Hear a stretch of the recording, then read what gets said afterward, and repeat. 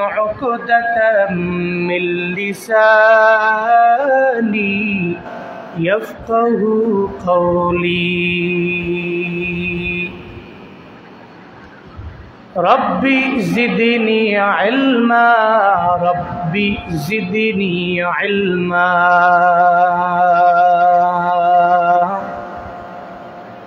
ربي زدني علما ربي يسر ولا تعسر وتمم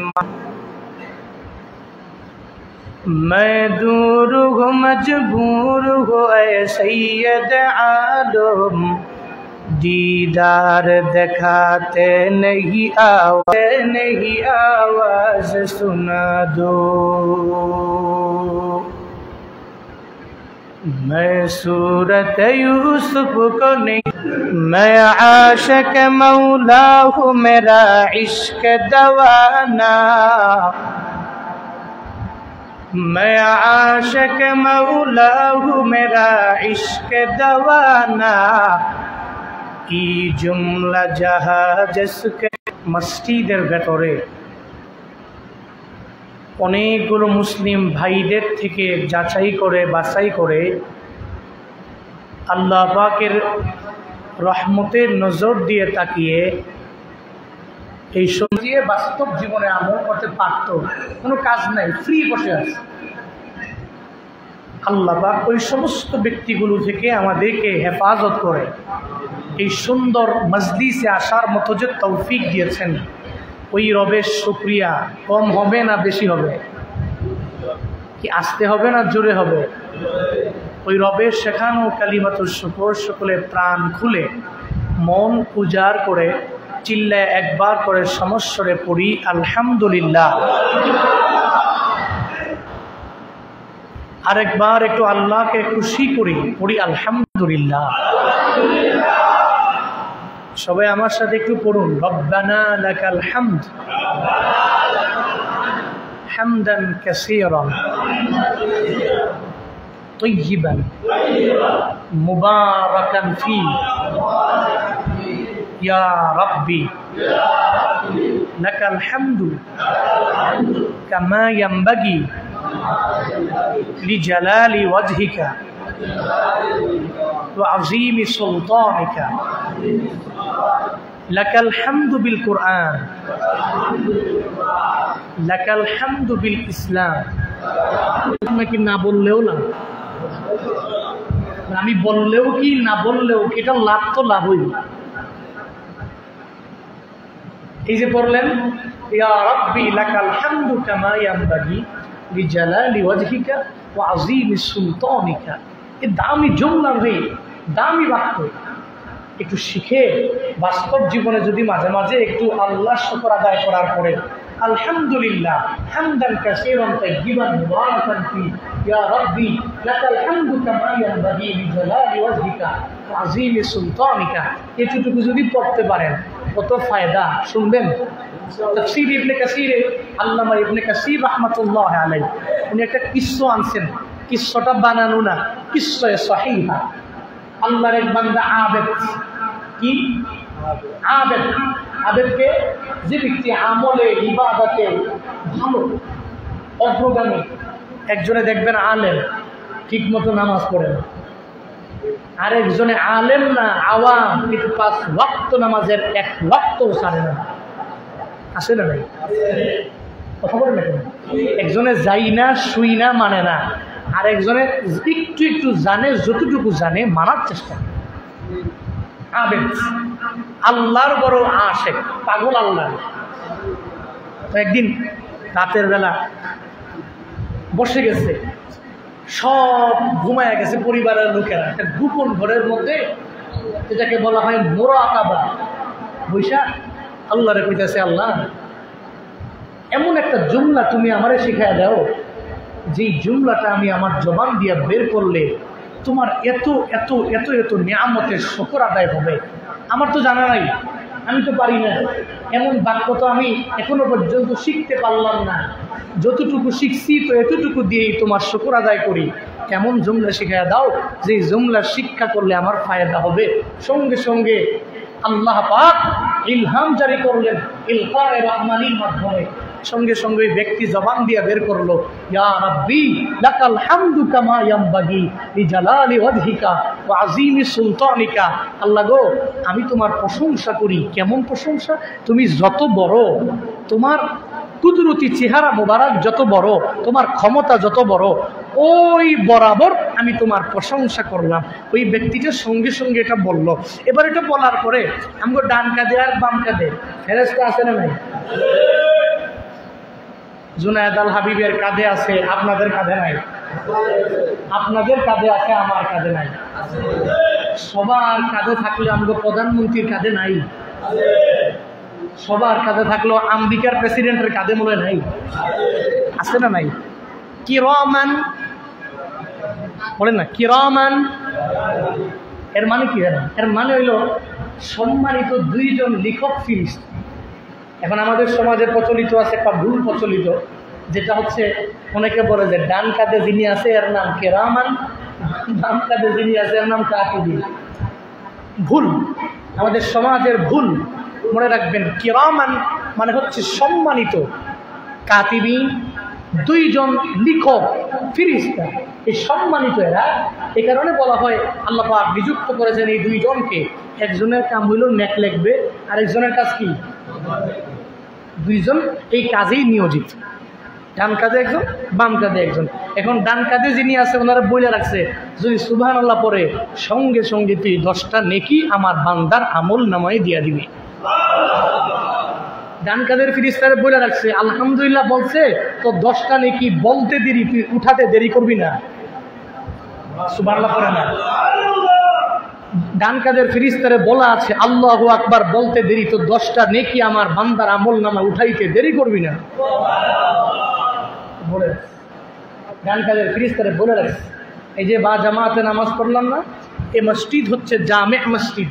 এই জামে মসজিদে কোনো ব্যক্তি যদি বা জামাতে 1 রাকাত নামাজ যদি আদায় করে, তো 1 রাকাত নামাজ আদায় করার বদৌলতে 500 রাকাতের সওয়াব আল্লাহ পাক বান্দার আমল নামায় দিয়ে লিখা আছে, তো উঠে গেছে। এবার ডান কাঁধের ফিরিস্তা আল্লাহ রেখে আল্লাহ বান্দা যে এবার একটু বাড়ায় কইল আলহামদুলিল্লাহ পড়ছে, আর পরে বাকিটা যে কইছে এই ব্যাপারে তো আমার জানা হয় কতটুকু নেকি দেওয়া লাগবে। সঙ্গে সঙ্গে আমার মাওলার দরবারে জানায়া দিল আল্লাহ গো আমার জানা নাই। বান্দা সুবহানাল্লাহ পরে একটু বাড়ায়া ফেললো, কতটুকু নেকি দেওয়া লাগবে আমার জানা নাই। আল্লাহ কয় ও ফিরিস্তা, আমার বান্দার আমল নামায় 10টা নেকি দেওয়া লাগবে না, এর বদৌলতে 20টা নেকি দেওয়া লাগবে না। আমার বান্দার আমল নামা কামা ইয়ামবাগি লিজালালি ওয়াজহিকা ওয়া আযীমি সুলতানিকা। এই পুরা জুমলাটা আমার বান্দার আমল নামায় তুমি উঠায়া দাও। ডান কাঁধের ফিরিস্তা বলে আল্লাহ কেন কেন নেকি দেওয়া লাগবে না? পাল্লাটা যখন ভারী হয়ে যাবে, নেকের পাল্লাটা যখন হালকা হয়ে যাবে, তখন আমি তারে বলবো ও আমার বান্দা আয় আয় তোর আমল নামা আমার হাতে দাও। আমি আমল নামাটা হাতের মধ্যে নেওয়ার পরে আমি তাকায়া দেখবো তার পুরা জিন্দেগির আমল নামার মাঝে কোনো সঙ্গে উসতু বেজারো হয়। ফায়দা আছে না নাই? ইয়া রাব্বি লাকাল হামদু কামা ইয়ামবাগি লিজালালি ওয়াজহিক ওয়া আযীমি সুলতানিক। এর বড় দাম। আল্লাহকে আমি কি বলতেছি বুঝতেছেন নি?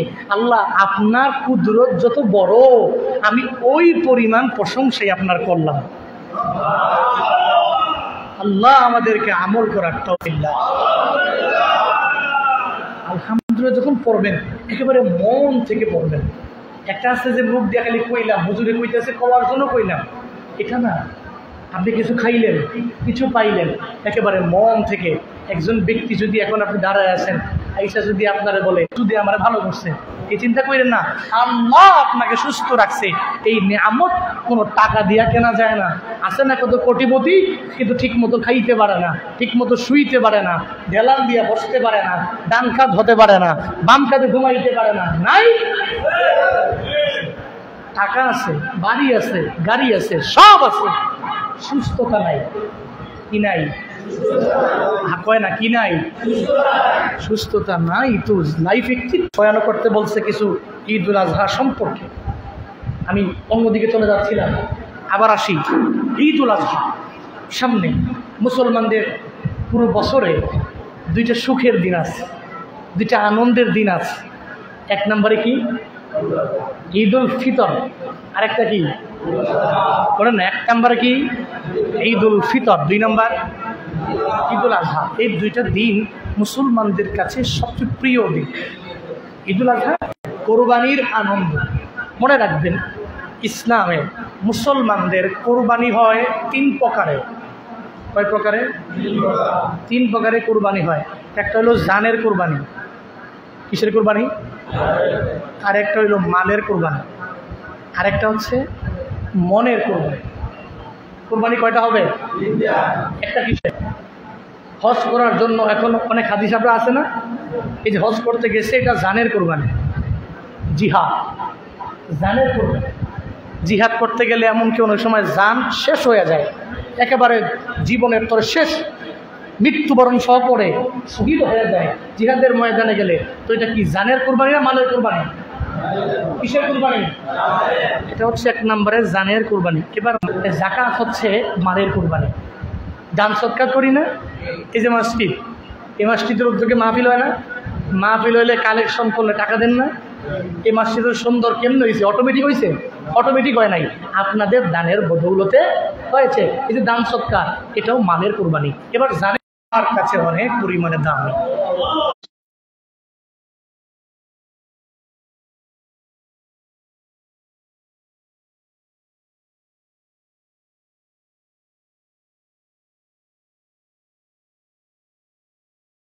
মনে নেই, কোনো ফেরেশতারা নেয়?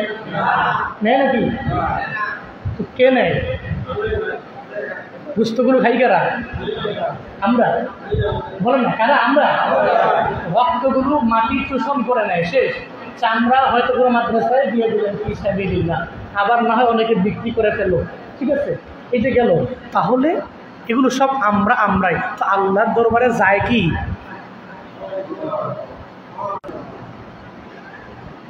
আল্লাহ পাক বলেন,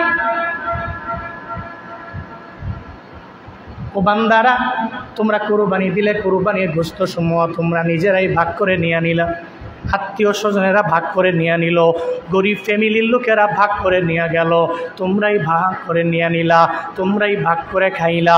তিনটা ভাগ করলা, নিজেরা খাইলা, আত্মীয় স্বজনেরে দিলা, এরপরে গরিব মিসকিনদেরকে সমাজের মধ্যে দিয়ে দিলা। ও বাবারা, নিজেরা খাইলাম, রক্তগুলো 2-3 দিন পরে মাটি অটোমেটিক শোষণ করে নিয়ে নিল। আল্লাহর দরবারে তোমার মনের কুরবানিটাই যাবে। কতটুকু পরিমাণ আল্লাহর ভয় নিয়ে তুমি কুরবানির মধ্যে আগাইলা, ওটাই তো আমার মাওলা দেখবে। আল্লাহ পাক দেখবে, বান্দা তুমি কত পরিমাণে তাকওয়া নিয়ে কুরবানি করেছো, কি পরিমাণ আল্লাহর ভয় নিয়ে বান্দা তুমি কুরবানি করলা।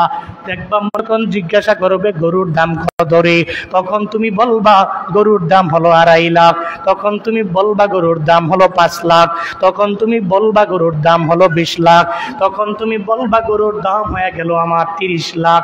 তো মানুষ বলবে জুনায়েদ আল হাবিবের মনটা বড় ভালো, সে অনেক বড় মনের অধিকারী, সে ছোটখাটো কুরবানি দেয় নাই, বড় ধরনের কুরবানি দিয়া দিল। তোমার মন যদি এটা সায় দেয়, তুমি মনের বিরুদ্ধে যুদ্ধ ঘোষণা করে দাও। ও মন আমার, দুনিয়ার মানুষকে কি বললো এটা চিন্তা করে আমি কুরবানি দিব না, কারণ আমার কুরবানি দুনিয়ার কোনো মানুষের জন্য না, আমগো কুরবানি একজনের জন্য। চিল্লায়া বলো তার না। কুরবানি করিও, আল্লাহর জন্য করিও। দিলেন নিজের ছেলেরে পর্যন্ত দেওয়ার জন্য রওয়ানা, এমনকি ছুরি পর্যন্ত চালাইলো। আল্লাহ পাক ওনারে বড় একটা বালার মধ্যে ফালাইয়া, একটা পরীক্ষার মধ্যে ফালাইয়া আল্লাহ ওনারে প্রথম স্থান অধিকারী বানায়া ফেললো। হযরত ইব্রাহিম নবীও জয়যুক্ত হয়ে গেল। ও বাবারা, একটা সন্তান যদি আল্লাহ আপনারে 10 বছর লাগায় না দেয়, 20 বছর লাগায় যদি না দেয়, 30 বছর হয়ে গেল বিয়া করছে, কোনো আল্লাহ পাক সন্তান দেয় না। আমার পরিচিত একজন আছে, 12 বছর হয়ে গেছে, এখনো পর্যন্ত আমার আল্লাহ পাক তারে সন্তান দেয় না। এমন কোন ডাক্তার নাই। একটি পুত্র দে কামাই খাইবার আশা নাই রে, আমায় মাটি দিবকে। কামাই খাইবার সাদ নাই রে, আমায় মাটি দিবকে। সন্তান আমার লাগবে, ওই সন্তান কামাই খাওয়ার জন্য আমার প্রয়োজন নাই, বরং আমায় মাটি দেওয়ার জন্য তো আমার একজন ছেলে লাগবে। 12 বছর হয়ে গেল, এটা সন্তানের জন্য পাগল হয়ে গেল। এমন কোন ডাক্তার হয়ে গেল, আল্লাহ পাক সন্তান দেয় না। একটা পর্যায়ে ইব্রাহিম নবী আড়ালে দাঁড়াইয়া দোয়া করে আল্লাহর দরবারে বারবার বলে, রব্বি হাবলি মিনাস সলিহিন।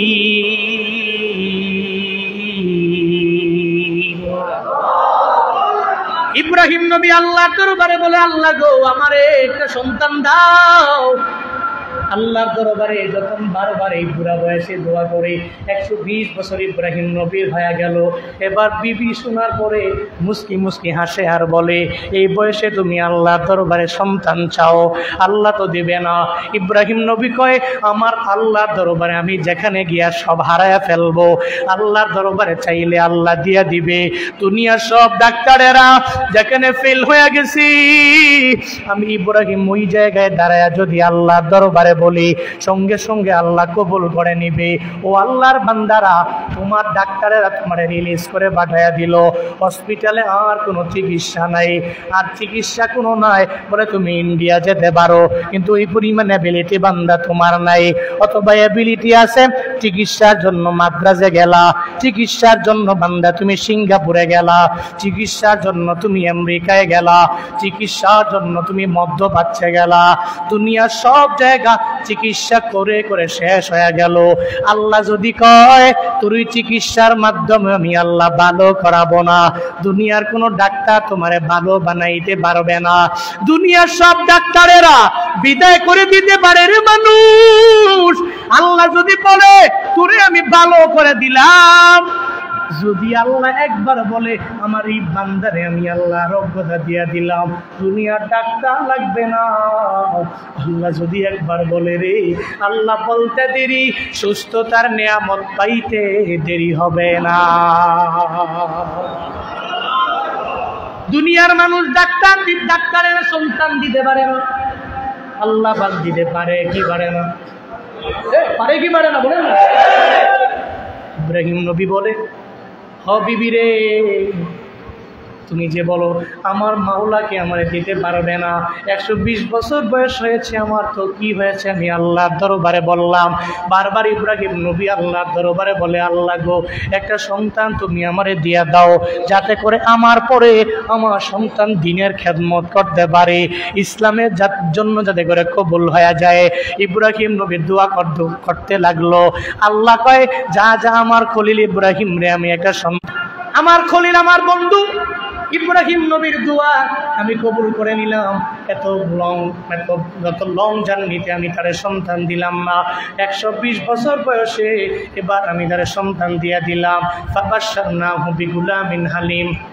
আল্লাহ পাক বলেন, ও পয়গম্বর, আমি আপনার এমন একটা সন্তানের সুসংবাদ দিয়ে দিলাম, যে সন্তানটা এত পরিমাণে ধৈর্যশীল হবে, সাবিরিনদের অন্তর্ভুক্ত হবে, একজন ধৈর্য ধারণকারী সন্তান আমি আল্লাহ আপনারে উপহার দিলাম। তাফসীরের কিতাবে আসছে, হযরত ইসমাঈল নবীর বয়স যখন হয়ে গেল 13 বছর বয়স, আবার কেউ বলেন 9 বছর বয়স যখন হয়ে গেল, আল্লাহ পাক ইব্রাহিম নবীরে একদিন স্বপ্ন যুগের মধ্যে দেখাইলেন, নবী ইব্রাহিম আপনার প্রিয় বস্তুটাকে একটু কুরবানি করে দেন। প্রিয় বস্তু কোনটা রে? ইব্রাহিম নবীর আর বুঝতে বাকি নাই, সঙ্গে সঙ্গে ইব্রাহিম নবী বুঝে ফেললো এই আসমানের নিচে জমিনের উপরে আমার প্রিয় বস্তু হলো আমার ইসমাইল। যে ইসমাইলের আমি নিয়ে এত আদর করি, এত কেয়ার করি, এত পরিমাণে যত্ন করি। এবার সঙ্গে সঙ্গে আল্লাহ পাক যখন ইব্রাহিম নবীর স্বপ্নে জানায়া দিল, নবীদের স্বপ্ন ওহি হয়ে যায়, নবীদের স্বপ্ন তো দলিল হয়ে যায়। আমগো স্বপ্ন ওহি না, আমগো স্বপ্ন দলিল না, আমগো স্বপ্নের তো কোনো আগাও নাই, গোড়াও নাই, মাথাও নাই। কারণ স্বপ্ন থেকে ঘুম থেকে লাফ দিয়া জাগার পরে কাউকে যদি স্বপ্নের ব্যাপারে বলতে যাই, তখন দেখবেন মাথা ঠিক থাকে না, তখন স্বপ্নের শুরুও বলতে পারি না, মধ্য জায়গাও বলতে পারি না, শেষও বলতে পারি না। এ কারণে সাধারণ কোনো বান্দার স্বপ্নগুলো ওহি হয় না, সাধারণ কোনো বান্দার স্বপ্নগুলো দলিল হয় না। কিন্তু ইব্রাহিম নবী এই যে স্বপ্ন যুগের মধ্যে দেখলো, এটা তো দলিল হয়ে গেল, এটা ওহি হয়ে গেল। আল্লাহ পাক জানায়া দেয়, ও নবী আমার ইব্রাহিম, আপনার প্রিয় বস্তুটাকে আপনি কুরবানি করে দেন। ইব্রাহিম নবীর বুঝতে বাকি নয় যে আমার সন্তান ইসমাইলের ব্যাপারে আল্লাহ পাক আমারে বলছে। ইসমাইলের ডাইকাই না, সঙ্গে সঙ্গে জানাইয়া দিল। আল্লাহ পাক সূরা সাফাতের ভিতরে এই ব্যাপারে সুন্দর করে বয়ান করে আমগো মদিনাওয়ালা নবীরে আল্লাহ পাক জানায়া দিলেন। ইব্রাহিম নবী ইসমাইল নবীর সামনে দাঁড় করাইয়া বলে, ও সন্তান আমার, ইন্নী আরা ফিল মানাম, আমি স্বপ্নে দেখেছি। ও সন্তান আমার, ওই স্বপ্নের ভিতরে আন্নী আযবাহুকা, আমি তোমাকে জবাই করতেছি, এটা আমি স্বপ্নের মধ্যে দেখলাম। ফানজুর মাজা তারা, এই ব্যাপারে তোমার মন্তব্য কি, তুমি আমারে বলো, তোমার কমেন্ট কি এই ব্যাপারে তুমি আমারে বলো, তোমার মন্তব্য তুমি তোমার বাবারে জানায়া দাও। একজন বাবা হইয়া সন্তানের জিজ্ঞাসা করে, আমি তোমারে জবাই করি, এই ব্যাপারে তোমার মন্তব্যকে তুমি আমারে জানাও। বান্দারে, বাবা হইয়া ছেলেরে বলে, আমি তোমারে কুরবানি দিয়া দিলাম, তোমার মন্তব্যকে তুমি আমারে বলো।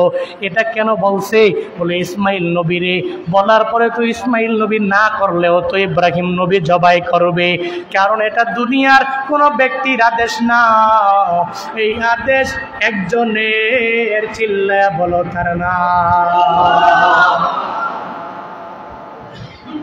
এই আদেশ আমার আল্লাহ। ইসমাইল নবী যদি বারণ করে, এরপরে ইব্রাহিম নবী ইসমাইলের জবাই করে ফেলবে, এটা জানে। এরপরেও কেন তারা জিজ্ঞাসা করে, সন্তান রে, তোমার এই ব্যাপারে মন্তব্য কি, তুমি আমারে জানাও, সন্তানের ইমানটারে পরীক্ষা করার জন্য।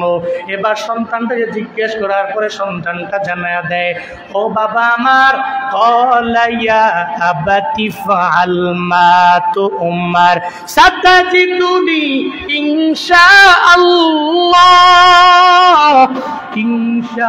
ইনশাআল্লাহু মিনাস সাবিরিন।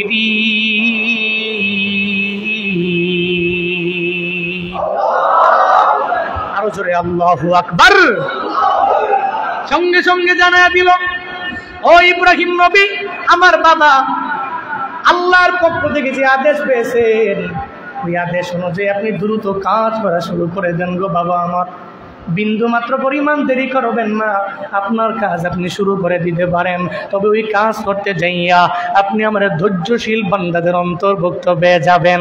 ইফআল মা তু'মার সাতাজিদুনি ইনশাআল্লাহু মিনাস সাবিরিন।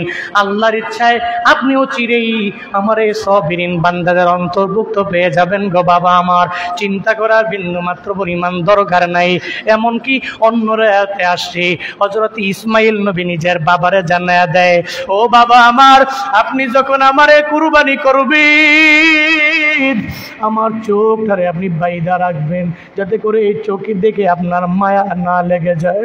আমি বাবা সন্তান হইয়া এত বছর পরে আল্লাহ আপনার কাছে আমার উপহার পাঠাইলো, আমারে দেখার পরে আপনার মায়া লেগে যাবে। আপনার চোখটাকে সুন্দর করে আমার দিকে দেখলে যাতে করে মায়া না লাগে, আমার চোখটাকে আপনি সুন্দর করে বাইধা, এরপরে আমার গলার মধ্যে আপনি ছুরি নবী চালাইবেন। শুধু তাই না রে বাবা, ইসমাইল নবী ইব্রাহিম নবীর জানায়া দেয়, ও বাবা আমার, কুরবানি করার সময় আমার পা গুলো সুন্দর করে দড়ি দিয়া বাঁধবেন, আমার দুইটা হাত আপনি দড়ি দিয়া বাঁধবেন, যাতে করে বাঁধার পরে আপনার আল্লাহ পাকের আদেশ পালন করতে যাইয়া বিন্দু মাত্র টাইম যাতে করে দেরি না হয়ে যায়। আল্লাহ যদি আমার প্রতি রাগান্বিত হয়ে যায়, আল্লাহ যদি এই কারণে আপনার প্রতি রাগান্বিত হয়ে যায়, আসরের ময়দানে আল্লাহর প্রতিদান আমরা পাবো না, ওই রবের পক্ষ থেকে জান্নাত আমরা পাবো না গো বাবা। আপনি আমারে কুরবানি করতে যাইয়া আমার হাতটাকে আপনি বাইদা রাখবেন, আমার পাটাকে আপনি বাইদা রাখবেন। মনে রাখবেন, আমি বিন্দু মাত্র পরিমাণ নড়াচড়া করবো না। আপনি আমাকে ধৈর্যশীল ব্যক্তিদের অন্তর্ভুক্ত পেয়ে যাবেন। কেমন দেখছেননি সন্তান, কেমন দেখছেননি বাবা। এখন তো একটা সন্তান বাবা যদি বলে তোর কিচ্ছু করা লাগবে না, তুই শুধু 5 বেলার নামাজে দৌড়াইয়া 5 ওয়াক্ত নামাজ যদি মসজিদে গিয়ে আদায় করতে পারো, আমি বাবা তোর প্রতি অনেক পরিমাণে রাজি হয়ে যাব। এরপরেও দেখবেন বাবার কথা সন্তান মানে না। আছে না নাই? আছে না নাই? বাবা যদি বলে ডানে যাও, সন্তান যায় বামে। বাবা যদি বলে সামনে যাও, সন্তান যায় পেছনে। বাবা বলে একটা, সন্তান করে আর একটা। না রে, সন্তানের এটা করা যাবে না, বরং বাবা যা বলে সুন্দর করে মানা লাগবে। ইব্রাহিম নবী ইসমাইল নবীরে জানায়া দিল, ইসমাইল রে, আমি তোরে কোরবানি করে মন্তব্য জানাও। বলে আপনি কোরবানি করতে পারেন, কোনো অসুবিধা নাই। সঙ্গে সঙ্গে বিবির কাছ থেকে বিদায় লইয়া এবার ইসমাইল নবীরে সঙ্গে করে লইয়া ইব্রাহিম নবীও যখন রওনা, প্রতিমধ্যে শয়তানে ওয়াসওয়াসা দিল। শয়তান বলে, ইসমাইল রে, তোমার বাবায় তোমারে কুরবানি করবে, তোমার বাবায় তোমারে কুরবানি করবে, মেরে ফেলবে, বাবার কথা মাইনো না। ইব্রাহিম নবী বলে, না রে সন্তান, তুমি ওরে পাথর মারো। যখন পাথর মারলো 3 জায়গায়, শয়তান বারবার ধোঁকা দেয়, কিন্তু ইব্রাহিম নবী ইসমাইল জানায়া দেয় পাথর মারো। পাথর মারার পরে শয়তান দূরে চলে যাবে। ওই জায়গায় আজও পর্যন্ত ওই জায়গার মধ্যে মিনার ময়দানে ওই হাজিরা পাথর মারে কি মারে না? মারে কি মারে না? এজন্য হজের কার্যাদিগুলো যেগুলো অধিকাংশই দেখবেন সব ইসমাইল ইব্রাহিম নবী আর হাজেরার সাফা থেকে মারওয়া দৌড়ানো, জমজমের কূপ, এই সমস্ত কিছু আমগো জাতির পিতা ইব্রাহিম আলাইহিস সালাম, ইসমাইল নবী আর ওনার স্ত্রীর সমস্ত কার্যাদিগুলো এখন আমাদের হজের নিয়মাবলী। পড়বেন না আল্লাহু আকবার। ইব্রাহিম নবী এবার ইসমাইল নবীরে নিয়ে রওনা, চলো তোমারে জবে করো, কুরবানি করো। অনুমতি নিয়ে নিছে। তোমার মন্তব্য কি? মন্তব্য হলো আপনি আমার ধৈর্যশীলদের অন্তর্ভুক্ত পাবেন, এমনকি আমার আপনি বাইধা সুন্দর করে শোয়া রাখবেন, যাতে করে আমি নড়াচড়াও করতে না পারি। আল্লাহ পাকের আদেশ পালন করতে যে যাতে বিন্দু মাত্র সেকেন্ড পরিমাণ দেরি যাতে না হয়। আল্লাহ এই কারণে যাতে দেরি না হয়, সন্তানের পক্ষ থেকে অনুমতি লইয়া যখন রওনা, মায়ের কাছ থেকে বিদায় নেয়। ফালাম্মা আসলামা ওয়া তাল্লাহু লিল জাবিন, এবার দুইজনে যখন আল্লাহর উপর আল্লাহর আনুগত্য পরিপূর্ণ মেনে নিল, ইব্রাহিম নবী রবের আনুগত্য মেনে নিল, ইসমাইল নবীও আনুগত্য মেনে নিল। আনুগত্য মাইনা যখন চলে গেল ইসমাইল নবীরে জবাই করার জন্য, ওয়াতাল্লাহু লিল জাবিন, আল্লাহ পাক জানায়া দেয়, নবী হে, ইব্রাহিম নবী আর ইসমাইল নবীর ওই পরীক্ষার ব্যাপারে আমি আপনারা জানায়া দিলাম। এবার বাবা হইয়া ছেলের ওপর করে শোয়া দিল, ছেলেরে আমি তোরে কোরবানি দিব। যখন শোয়া দিল, নিজের তরবারিটা যখন চালাবে, সঙ্গে সঙ্গে আমার মাওলার ডাক দিয়া দিল, ও পয়গম্বর আর ছুরি চালানো লাগবে না। ওয়ানাদাইনাহু আইয়া ইব্রাহিম কদ সাদ্দাকতার রুয়া ইন্না কাযালিকা নুজিল মুহসিনিন। সঙ্গে সঙ্গে আল্লাহ পাক ইব্রাহিম নবীর ডেকে জানায়া দিল, ও আমার খলিল বন্ধু ইব্রাহিম আর ইসমাইল নবীরে আর কোরবানি দেওয়া লাগবে না। আল্লাহ কয় আমি ইব্রাহিম রে ডাক দিলাম আর তারে জানায়া দিলাম আমার খলিল আমার বন্ধু আপনার আর এই জায়গার ভিতরে কোরবানি করা লাগবে না। আমি আপনারে পরীক্ষা নেওয়ার জন্য এটা করলাম। কদ সাদ্দাক্তা রুইয়া, আপনি আপনার স্বপ্নটারে আপনি বাস্তবায়ন করে ফেললেন, আপনার স্বপ্নটা বাস্তবায়ন হয়ে গেছে। চিন্তা করার আর কোনো দরকার নাই, চিন্তা করার কোনো প্রয়োজন নাই।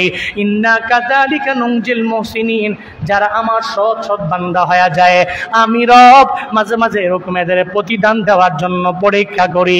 এর মানে শিক্ষা হলো যদি আপনি মুমিন হন বিপদ আপনারই আসবে, মুসিবত আপনারই আসবে। আপনি বিপদে পড়বেন, আপনি মুসিবতের মধ্যে পড়বেন, তবে মন ঘাবড়ানো যাবে না রে বাবা।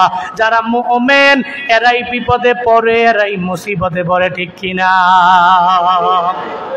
আর দুনিয়া সিজনুল মুমিন ওয়া জান্নাতুল কাফির, দুনিয়াটা মুমিনদের জন্য জেলখানা, কাফেরদের জন্য বলে না, কাফেরদের জন্য মুমিনদের জন্য জেলখানা, কাফেরদের জন্য হচ্ছে বালাখানা, কাফেরদের জন্য জান্নাত, কাফেরদের জন্য এটা ভালো লাগার এবং সমস্ত ভোগ্য সামগ্রী এগুলো ভোগ করার জায়গাদের জন্য দুনিয়া।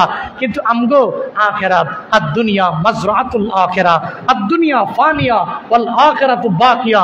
মুমিন তো মনে করে দুনিয়া তো ধ্বংস হয়ে যাবে, আখিরাত এমন একটা জায়গা ওটা ধ্বংস হবে না, খালি বাকি থাকবে। যে জান্নাতে ঢুকবে তো আবাদান আবাদা খালিদিনা ফিহা লা ইয়াবগুনা আনহা হিওয়ালা, জান্নাতে ঢুকছে তো ঢুকছে, ওখান থেকে তো বের হবে না, বের হওয়া প্রয়োজন নাই, আবাদান আবাদা ওই জায়গায়। তো দুনিয়ার ভোগ্য সামগ্রী এই 70-80 বছরের জিন্দেগির চাইতে আখিরাতের জান্নাত কি দামি না কম দামি? দামি না কম দামি? অনেক পরিমাণে দামি। এটা মুমিন মনে করে, এজন্যই তো মুমিন দুনিয়ার লোভ লালসা, দুনিয়ার বিভিন্ন হতাশা এগুলোতে মুমিন ঘাবড়ে যায় না। ও মনে করে ওয়া নাবলুওয়ান্নাকুম বিশাইইন মিনাল খাউফ ওয়াল জু' ওয়া নাকসিম মিনাল আমওয়াল ওয়াল আনফুস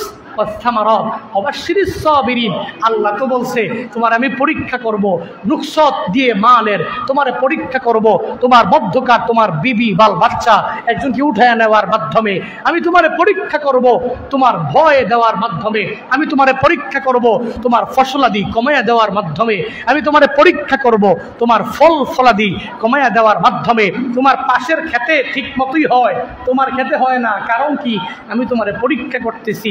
মুমিন এই আয়াতকে অনুসরণ করে যখন চলে ও ডিপ্রেশনে পড়ে না, ও হতাশায় পড়ে না, ও মন ঘাবড়ায় না। মুমিন সাবিরিনদের অন্তর্ভুক্ত হয়ে চলে। আর সাবিরিন যারা, এদের জন্য আসবরু, যে ব্যক্তি সবর ধৈর্য ধারণ করে চলবে বলে জাযাউহু আল জান্নাহ, তার প্রতিদান হলো জান্নাত। সুবহানাল্লাহ পড়েন না, আরেকটা আওয়াজ করে পড়বেন না। আল্লাহ তো নবীকে বলছেন বাশশির, বাশশির, আপনি সুসংবাদ দিন। কাদেরকে? আস-সাবিরিন, যারা এত বিপদ আসার পরেও, মুসিবত আসার পরেও, পরীক্ষা আসার পরেও যারা আল্লাহর উপর তাওয়াক্কুল করে চলেছে, আপনি এদেরকে সুসংবাদ দিন। ঘোষণাটা কার? বলে না, ঘোষণাটা কার? তাহলে চিন্তা আছে? চিন্তা নাই। বিপদে পড়লে কার উপরে তাওয়াক্কুল? কার উপরে ভরসা? বিপদে পড়লে মনে করবেন আল্লাহ ভালোর জন্যই আমারে দিছেন, আল্লাহ আমাকে ভালোর জন্যই করেছেন, আল্লাহ ভালোর জন্যই দিয়েছেন, বিপদে আল্লাহ ভালোর জন্যই ফেলাইছেন। এই চিন্তা নিয়ে চলতে পারবো তো ইনশাআল্লাহ। ইব্রাহিম নবী বিশাল পরীক্ষা, হ্যাঁ, এই পরীক্ষা থেকে উত্তীর্ণ হওয়ার জন্যই তো ইসমাইল নবীরে নিয়ে গেল। এটা মনের কুরবানি। এলাহিয়া লামিনাল্লাহ রব্বানি ইসমাইলকে দেন গো নবী কুরবানি, ইসমাইলকে দেন গো নবী কুরবানি। চলো বাবা চলো ইসমাইল দাওয়াতে, শয়তানে এসে ধোঁকা দিল রাস্তাতে। শয়তান বলে ও ইসমাইল শুনছনি, তোমার বাবাই তোমায় দিবে কুরবানি। কুরবানি যখন দিবেন বাবা আমারে, রক্ত যেন নাহি লাগে কাপড়ে, রক্ত যেন নাহি লাগে কাপড়ে। ওই কাপড়ে রক্ত দেখলে আম্মা জান পাখির মতন উড়ে যাবে মায়ের প্রাণ, পাখির মতো উড়ে যাবে মায়ের প্রাণ। এলাহিয়া লামিনা আল্লাহ রব্বানি, ইসমাইলকে দেন গো নবী কুরবানি, ইসমাইলকে দেন গো নবী কুরবানি। থেকে একটা দুম্বা পাঠায়া দিল। আল্লাহ পাক ইব্রাহিম নবীরে জানায়া দিল, নবী না না, ইন্না হাযা লাহুল বালাউল মুবিন ওয়া ফাদাইনাহু বিযিবহিন নাযীম। সঙ্গে সঙ্গে জানায়া দিল, ইব্রাহিম নবী আমার, আপনি যেই মুসিবতের মধ্যে পড়লেন, এত বড় বালার মধ্যে আমি আল্লাহ আপনার ফাদায়া দিলাম, চিন্তার দরকার নাই। আপনার এক সন্তানকে দুনিয়া থেকে বিদায় করে দেওয়া, জবাই করা তো আমি আল্লাহর মাকসাদ না, এটা আমার উদ্দেশ্য না। বরং উদ্দেশ্য হলো আপনার পরীক্ষা করা। আপনি পরীক্ষার মধ্যে প্রথম স্থানের অধিকার করে ফেললেন। এই কারণে আল্লাহ পাক ইসমাইল নবীর বদৌলতে জান্নাত থেকে একটা দুম্বা পাঠায়া দিল। ওই দুম্বাটা জবাই হয়ে গেল, ইসমাইল নবী জবাই হয় নাই। আল্লাহ পাক ইসমাইল নবীর মনের কুরবানি করলো। ও আল্লাহর বান্দারা, ইসমাইল নবী যদি মনের কুরবানি করতে পারে, আপনার আমার তো একটা ছেলে কুরবানি করে দেওয়া লাগবে না।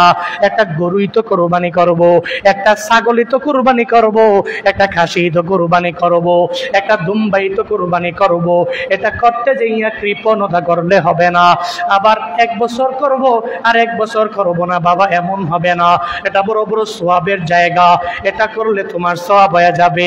প্রতিদান এত এত এত এত পরিমাণে বেশি। এই যে কুরবানি আমরা করি, এর ফায়দা কত পরিমাণে জানেননি? সাহাবায়ে কেরাম নবী যখন বয়ান করে কুরবানি করলে এটা একটা ফায়দা, এবার সাহাবায়ে কেরাম নবীরে জানায়া দেয়, নবী গো, মাহিয়াল আযাহি ইয়া রাসূলুল্লাহ, কুরবানি কি? এই ব্যাপারে আপনি আমাদেরকে একটু বলবেন। নবী আমার ডেকে বলে, সাহাবীরা, এটা কি কুরবানি জানোনি? এটা হচ্ছে সুন্নাতু আবিকুম ইব্রাহিম। এটা হলো তোমাদের জাতির পিতা ইব্রাহিম নবীর সুন্নাত। এই সুন্নতটা তোমরা পালন করবে, এটা হলো কুরবানি। এবার সাহাবায়ে কেরাম নবীরে প্রশ্ন করলেন, নবী হে, মালানা ফিহা ইয়া রাসূলুল্লাহ, নবী গো, এই কুরবানি করলে আমাদের কি ফায়দা হবে, আমাদের কি প্রতিদান আমরা পাবো? যেহেতু কুরবানের ফাজাইল জানা লাগবে, কুরবানি করলে কি ফজিলত আমার হবে, আমি কি প্রতিদান পেয়ে যাব। ও বান্দারা, তোমরা শুনে যাও, আল্লাহ পাক কত বড় প্রতিদান আমার তোমার জন্য রাইখা রাখছে। এবার নবী জানায়া দেয়, সাহাবীরা রে, একটা উম্মত যদি আল্লাহকে রাজি করার লক্ষ্যে যদি কুরবানি করে, নবীজি বলেন, বিকুল্লি শাআরাতিন হাসানা, ওই কুরবানির পশুতে যতগুলা চুল আছে, ওই চুল পরিমাণ সওয়াব আল্লাহ বান্দার আমলনামায় দিয়া দিবে। সাহাবায়ে কেরাম ডেকে বলে, ও পয়গম্বর, ফাসুফ, আরবিতে বলা হয় সুফ। এই সুফ মানে হচ্ছে পশম কি বলে না কি শাআরা এর মানে হচ্ছে চুল, একটা চুল শাআরা, এই চুল নবীজি বললেন চুল যতগুলো আছে ওই পরিমাণ সওয়াব দিবে। এবার সাহাবীরা আরেকটু বাড়ায়া কইছে, সাহাবীরা তো চায় কোন কাজটা করলে কোন কথাটা বলার মাধ্যমে নবীর জবান থেকে একটা কথা বের হবে, আমাদের প্রতিদানের মাত্রাটা অটোমেটিক বেড়ে যাবে। এটা সাহাবায়ে কেরাম একটা ক্লেভারের পরিচয় দিয়ে নবীর কাছ থেকে খালি প্রশ্ন করতেন, নবী উত্তর দিতেন, প্রশ্ন করতেন, উত্তর দিতেন, প্রশ্ন করতেন, উত্তর দিতেন। এই জন্য সাহাবায়ে কেরাম অসংখ্য হাদিস আমি নিজের চোখে পড়ছি, দেখছি সাহাবায়ে কেরাম যায় আর গিয়া প্রশ্ন করে নবীরে কয়, নবী আউসিনি, আমার উপদেশ দেন, নবী গো আপনি আমার একটা আদেশ দেন, আমার একটা উপদেশ দেন, এটা দিলে আমি এটা দিয়ে বাস্তব জীবনে আমল করব। এরা নবীর কাছে বলে বলে বলে বলে খুঁজে খুঁজে আমল বের করছে। তো এবার সাহাবায়ে কেরাম বলে তাইলে তাসুফ পশম পরিমাণ সওয়াব কি দেওয়া হবে কিনা? নবীজি বলেন বিকুল্লি শারাতিন মিনাস সুফি হাসানা। ও আম্মতেরা, শুধু তাই না, চুল পরিমাণও না, বরং এটা পশুর ভিতরে যত পরিমাণে পশম থাকবে রে, ওই পশম পরিমাণ চুল পরিমাণ সওয়াব আল্লাহ তোমার আমলনামায় দিয়া দিবে। আল্লাহ যদি আমারে আপনারে সওয়াব দেয়, প্রতিদান দেয়, আল্লাহর খাজানায় কমতি হবে। দুইজনরে দিলে কমতি হবে, সবাইরে দিলে কমতি হবে।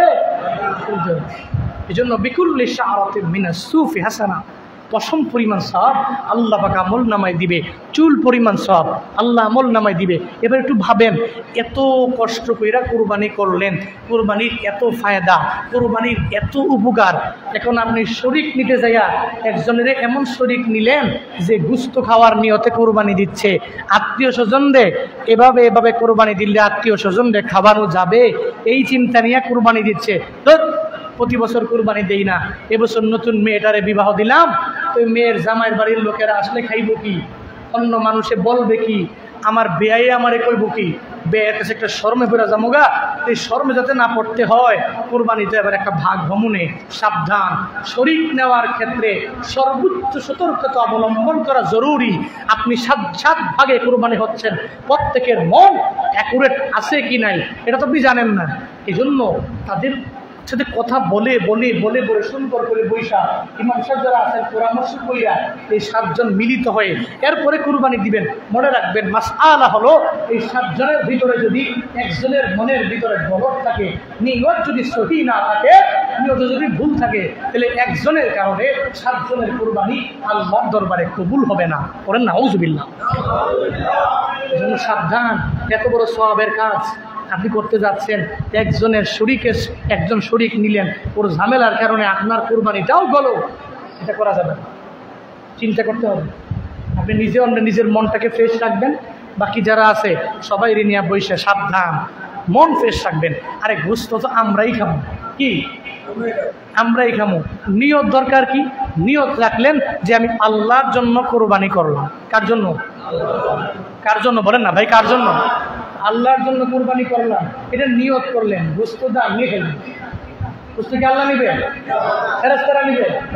আম্বিয়ারা নিবে? পয়গম্বররা নিবে? হ্যাঁ, আমরাই খাবো, আত্মীয়স্বজনরাই খাবে, সমাজের লোকেরা খাবে, গরিব মিসকিনরা খাবে, অসহায় এতিমরা খাবে, দুস্থরা খাবে, মাদ্রাসার এতিম ছেলেপেলেরা খাবে।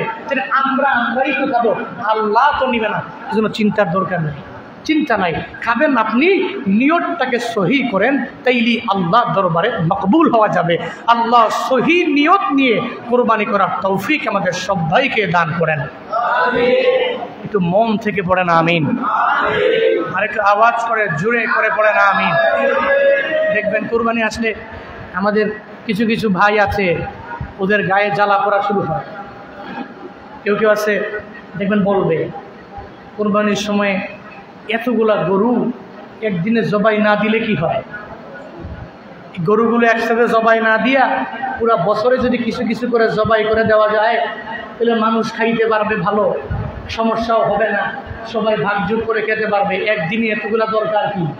কিছু কিছু সেকুলার যারা ইসলামকে মহাব্বত করে না, ভালোবাসে না, ইসলামের সাপোর্টার নয়, দেখবেন গোপনে গোপনে বলবে, সমাজে কিছু কিছু জায়গায় লুকিয়ে থাকবে। এরা নিজে তো কুরবানি দেয় না, আরেকজনে কুরবানি দেয়, সে নিরুৎসাহিত করে, উৎসাহিত করে না, ইন্সপায়ার করে না। ও বলে যে এতগুলো গরু কুরবানি দিলে তো সমস্যা, কিন্তু এই যুক্তির বিরুদ্ধে মিডিয়াগুলো কথাগুলো যাবে। এজন্য বলছি, এই যুক্তির বিরুদ্ধে আমি বলি, হালালে খালি বাড়ে, হারাম যেগুলো এটাতে বাড়ে না। মনে রাখবেন, হালাল ইনকাম যদি হয় 1 লাখ, এটাতে বরকত দিয়ে আল্লাহ বরকত বানায় দিবে। হারাম যদি হয় 10 লাখ, ওটাতে বরকত নেই। ঠিক কিনা? বাস্তবতা। হারাম যদি হয় 20 লাখ, বরকত কম। হালাল যদি হয় অল্প, আল্লাহ বরকত দেয়, আল্লাহ শান্তি দেয়, আল্লাহ সুকুন দিয়ে ওই পরিবারকে ভরপুর বানায় দেয়। এজন্য গরু খাওয়া হালাল না হারাম? কুকুর হালাল না হারাম? গরু বাচ্চা দেয় কয়টা? কুকুর বাচ্চা দেয় কয়টা? 6টা 7টা 8টা। কি এতগুলো পছন্দ করে? এতগুলো পছন্দ করলে এই যে হারাম, যে এই কারণে তো দেখবেন দিন শেষে গিয়া খাওয়া যায় না কুকুর, খুব কম। এই বাচ্চাগুলো সবই নিজেই কামড়ে কামড়ে মারা ফেলছে। বিড়াল, এগুলো বাচ্চাগুলো এতগুলো কই? এগুলো তো কুরবানি করে জবাই করো, খাওয়া হয় না, তো যায় কই? এগুলা যায় কই? হারাম তো হারামই। এই কারণে হারাম হারামের পর্যায়ে বরকত কম। গরু, ছাগল, খাসি, এই যে পুরা বছর লাগায়া আমরা 1 বছরে একটা ঈদুল আজহা আসলে এই গরু এতগুলো কুরবানি করি। কোনোদিন শুনছেন যে বাজারের মধ্যে গরু নাই, বাজারে গিয়া টাকা নিয়ে ফিরে এসেছে? শুনছেন কোনদিন? শুনছেন কোনদিন? আমার কাছে মনে হয় কিয়ামত পর্যন্ত শুনবেন না। কারণ কুরবানি করা হালাল না হারাম? গরু খাওয়া হালাল না হারাম? হালালে বরকত দেয় কে? গরু যদিও বাচ্চা দেয় একটা, প্রতিদিন জবাই হচ্ছে বাগমারা বাজারে, লালমাই বাজারে, আমগো নবাবপুর বাজারে, ঢাকাতে, উত্তরখানে, দক্ষিণখানে, উত্তরায়, সেক্টরে, মিডিয়ার মার্কেটে, ওরে বাবারে প্রতিদিন 2টা 3টা করে গরু জবাই হচ্ছে। শুনছেন নিজে টান পড়ছে? এটা হালাল। হালালে বরকত দেখে এ বরকত দেয়। এই জন্য আল্লাহ আমাদের সবাইকে এই সমস্ত নিয়ত থেকে হেফাজত করেন। সকলে বলি আমিন। ও সমস্ত সেকুলারদেরকে আল্লাহ পাক হিদায়াত নামক দৌলত দান করেন। ঈদুল আজহা সামনে আসছে, যেহেতু ঈদুল আজহার বিষয়ে একটু সামনে হুজুর সামনের জুমাতে বয়ান করবেন। ঈদুল আজহার দিনে আমলগুলো ঠিকমতো করবেন। ঈদুল আজহার দিনে কিছু আমল আছে সকালবেলা, আছে কি নাই? আছে। ঈদুল আজহার দিনে আমল আছে। সকাল সকাল একদম কুইকলি ঘুম থেকে জাগবেন, বা জামাতে এসে ফজরের নামাজটা পড়লেন, বাসায় গেলেন, এরপরে মেসওয়াক করলেন, ওদিন মেসওয়াক করে গোসল করলেন, গোসল করে সুন্দর করে খুশবু লাগালেন, এরপরে শরীয়ত সম্মতভাবে একটু সাজসজ্জা করলেন। যেহেতু ঈদের নামাজ, তো সুন্দর পোশাকটা পরিধান করলেন, খুশবু লাগিয়ে পোশাক পরিধান করে এরপরে একটা রাস্তা দিয়ে আস্তে আস্তে করে তাকবীরগুলো জোরে জোরে দিয়ে আল্লাহু আকবার, আল্লাহু আকবার, লা ইলাহা, আল্লাহু আকবার, আল্লাহু আকবার। এই তাকবীর পারেন তো? 9 জিলহজ থেকে 13 জিলহজের আসর পর্যন্ত এই যে তাকবীর, এই তাকবীরগুলো আমাদের দেশে যেমন লাগে, যখন মসজিদ ইমাম সাহেব দেয় আমার খারাপ লাগে মাঝে মাঝে। অনেক মুসল্লি আছে গোপনে গোপনে পড়ে, শরম পায়। এটা করা যাবে না। এই তাকবীরগুলো উচ্চ স্বরে বলিষ্ঠ কণ্ঠে পড়তে হবে। পারবে তো ইনশাআল্লাহ? এই যে মক্কা মদিনায় কি সুন্দর করে সাউন্ডগুলো হয়, আমার ভালোই লাগে। খুব সুন্দর করে এরা বলে আল্লাহু আকবার, আল্লাহু আকবার, আল্লাহু আকবার, আল্লাহু আকবার, লা ইলাহা ইল্লাল্লাহ, ওয়াল্লাহু আকবার, আল্লাহু আকবার, ওয়ালিল্লাহিল হামদ। সুন্দর করে পড়ে, এভাবে সুন্দর করে সাউন্ড দিয়ে, সুর থাকলে সুর দিয়ে উচ্চ স্বরে আল্লাহকে বড় করে আপনি ঈদগাহে যাবেন। এরপর ঈদগাহে জামাত সুন্দর করে প্রতিষ্ঠা করে নামাজ পড়ে আবার ঈদগাহ শেষ করে আবার আসবেন। আল্লাহ আমাদের সবাইকে এই ঈদুল আজহার দিনের সমস্ত আমলগুলো করে ঈদুল আজহার কুরবানি যদি আল্লাহর দরবারে মকবুল হয়, আল্লাহর দরবারে কবুল হয়, আল্লাহ আমাদেরকে সে আমল করার তৌফিক দান করেন। সকলেই পড়ি আমিন।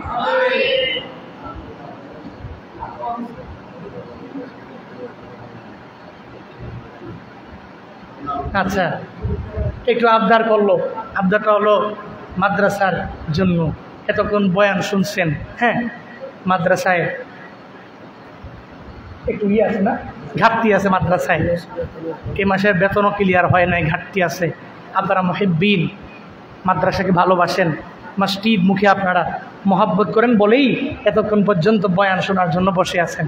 কে আছেন হুজুর আমি শরীক হয়ে যাই মাদ্রাসার ভেতরে এই সুন্দর একটা মজলিসে, মসজিদের ভিতরে, পৃথিবীর সর্বোৎকৃষ্ট স্থান এই মসজিদে আমি আমার অ্যাবিলিটি অনুসারে 5,000 দিলাম, 2,000 দিলাম, 1,000 দিলাম, আমার অ্যাবিলিটি যতটুকু আছে হুজুর আমি দিলাম। কে আছেন? 1 নম্বর একজন ভাই, হুজুর মাদ্রাসার জন্য আমি কোরবানি করে দিব, মালের কোরবানি। কে আছেন? কে আছেন? কয়েকজন ব্যক্তি বলবেন আমি মন থেকে দোয়া করব মাদ্রাসার জন্য। এই মাদ্রাসাটা আপনাদেরই, এই গ্রামেরই আপনাদেরই, এই মাদ্রাসা আপনাদের। এটাকে সুন্দর করছেন আপনারা, ইন ফিউচারে চালাবেন আপনারাই। অন্তত পক্ষে যাতে করে এই মাদ্রাসা মসজিদগুলো হাসরের ময়দানে নাজাতের একটা উসিলা হয়, এগুলোতে দান করবেন। কে আছেন? কে আছেন ভাই? 1 নম্বর একজন ব্যক্তি কে আছেন? 1,000, 2,000, 5,000 টাকা দিয়ে দিব হুজুর, অথবা 500 টাকা দিয়ে দিব হুজুর, কাল পরশু দিবেন অথবা পরে দিবেন। জি, আমার সোহেল ভাই নগদ দিয়েছেন 500 টাকা মাদ্রাসার জন্য। আল্লাহ পাক সোহেল ভাইয়ের দানকে কবুল করেন, সকলেই পড়ি আমিন। আল্লাহ এই দানকে ওসিলা করে সোহেল ভাইয়ের মনের সমস্ত নেক বাসনা আল্লাহ পূরণ করে দেন, পড়েন আমিন। আব্বা আম্মা তো আছেন, আল্লাহ আব্বা আম্মার হায়াতে বরকত দান করেন, আল্লাহ পরিবার পরিজনকে ভালো রাখেন।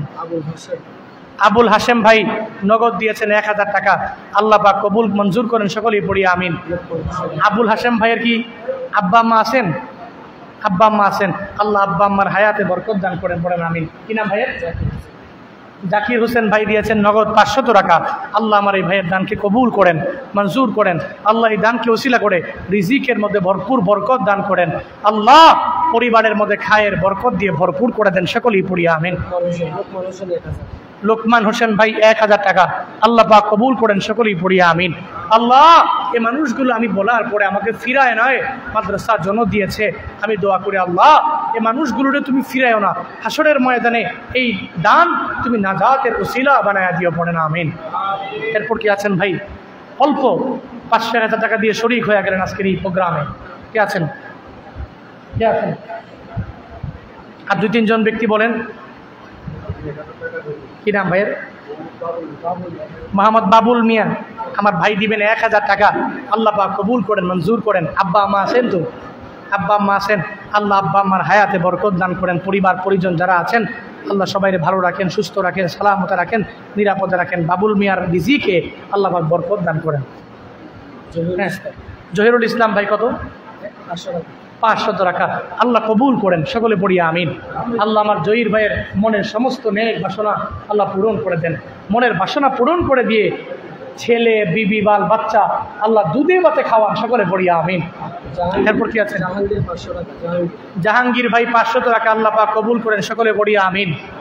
আল্লাহ ওনার দানকে কবুল মঞ্জুর করে মনের নেক বাসনাগুলো পূরণ করে দেন। এরপর কি আছেন?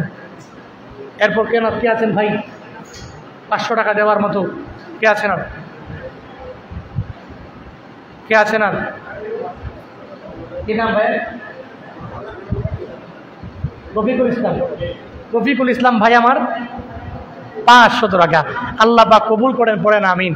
আল্লাহ এই দানকে উসিলা করে রফিক ভাইয়ের মনের সমস্ত নেক বাসনা আল্লাহ পূরণ করে দেন। আব্বা আম্মা কি আছে না নাই? আব্বা আম্মা নাই, আল্লাহ আব্বা আম্মার কবরকে এই মুহূর্তে জান্নাতের বাগান বানায়া দেন। সন্তানাদিগুলোর আপনার হাতে দিলাম, আপনি জিম্মাদার হয়ে যান, ঈমান নিয়ে কবরে যাওয়ার তৌফিক দান করেন, সকলে পড়ি আমিন। আর কে আছেন ভাই? আর কেউ আছেন? আর কেউ আছেন? আল্লাহ সমস্ত দানগুলোকে কবুল করেন। এই মাদ্রাসা আল্লাহ পাক দ্বীনের জন্য, ইসলামের জন্য কিয়ামত পর্যন্ত কায়েম এবং দায়াম রাখেন, পড়েন আমিন। এই মসজিদ হাসরের ময়দানে যাতে করে আপনাদের নাজাতের ওসিলা হয়, আমি আল্লাহর কাছে সেই দোয়া করি। এই মসজিদ হাসরের ময়দানে সাক্ষী দিবে, আল্লাহ আমার ঘরটাকে তারা আবাদ করছে, আমার এই ঘরের ভিতরে আইসা তারা 5 ওয়াক্ত নামাজ পড়ছে, আল্লাহ গো এই মুসল্লি গুরুরে তুমি জান্নাতে দিয়া দাও। মসজিদ আপনার জন্য সুপারিশ করবে, আমি দোয়া করি এই মসজিদ আপনার নাজাতের উসিলা হোক, এই মাদ্রাসা আপনার নাজাতের উসিলা হোক। আমি আল্লাহর কাছে সেই দোয়া করি, আল্লাহ আমাদের সবাইকে কবুল মঞ্জুর করেন। আমার জন্য দোয়া করবেন, আল্লাহ যাতে আপনাদের কুমিল্লার সন্তান হিসাবে পুরো দেশ পুরো বিশ্ব সফর করে মানুষকে কিছু দিনই আলোচনা শুনিয়ে নামাজ পড়ে না এমন ব্যক্তিগুলোকে নামাজমুখী করার, রোজা রাখে না এমন ব্যক্তিগুলোকে রোজামুখী করানোর, যে ব্যক্তিগুলো দিন বুঝে না এদেরকে দিন বুঝানোর মতো তৌফিক আল্লাহ আমাকে দান করুক, আমাদের প্রত্যেকটা দাঈ ইলাল্লাহ মুবাল্লিগকে দান করুক। সকলেই পড়ি আমিন। বারাকাল্লাহু লানা ওয়া লাকুম ফিল কুরআনিল আযীম ওয়া নাফা'না ওয়া ইয়্যাকুম বিল আয়াত ওয়াজ যিকরিল হাকীম আস্তাগফিরুহু ইন্নাহু হুয়াল গফুরুর রহিম। আসসালামু আলাইকুম ওয়া রাহমাতুল্লাহি ওয়া বারাকাতুহু। না আমি আজান দিতে পারবো না, না অনেকক্ষণ আমি কথা বলছি তো, এত কথা বলার পরে আজান দিতে পারবো না, না এত কথা বলার পরে আজান দেওয়া যাবে না, কথা বলছি বেশি তো।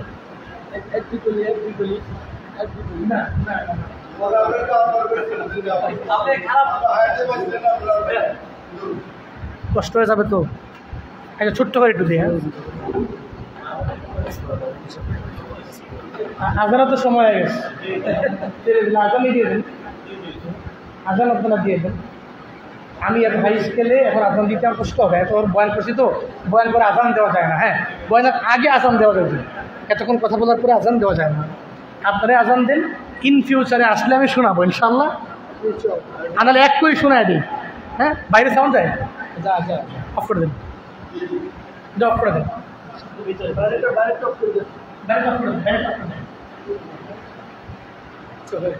আমি একদিন আজান শুনে আগে এরপরে ভুল আজান হয়ে যাবে এটা বন্ধ, বাইরে তো বন্ধ করছি। আচ্ছা আচ্ছা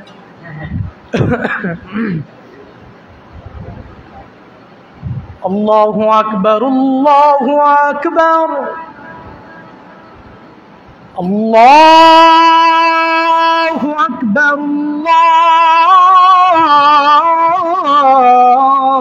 আল্লাহু আকবার। আল্লাহু আকবার পড়েন, পড়েন আল্লাহু আকবার। আশহাদু আল্লা ইলাহা ইল্লাল্লাহ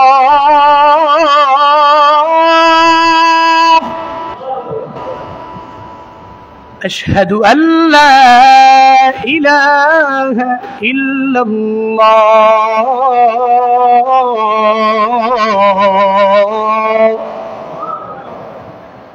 أشهد أن محمدا رسول الله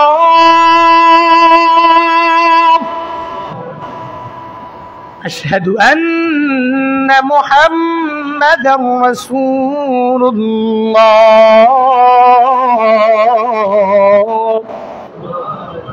বাকিটা ইনশাআল্লাহ কোনো সময় ওয়াজ মাহফিল হলে এরপরে আসলে আবদার করেন, চেষ্টা করবো শোনানোর জন্য। আল্লাহ তৌফিক দান করেন, আমিন। আসসালামু আলাইকুম ওয়া রাহমাতুল্লাহি ওয়া বারাকাতুহু।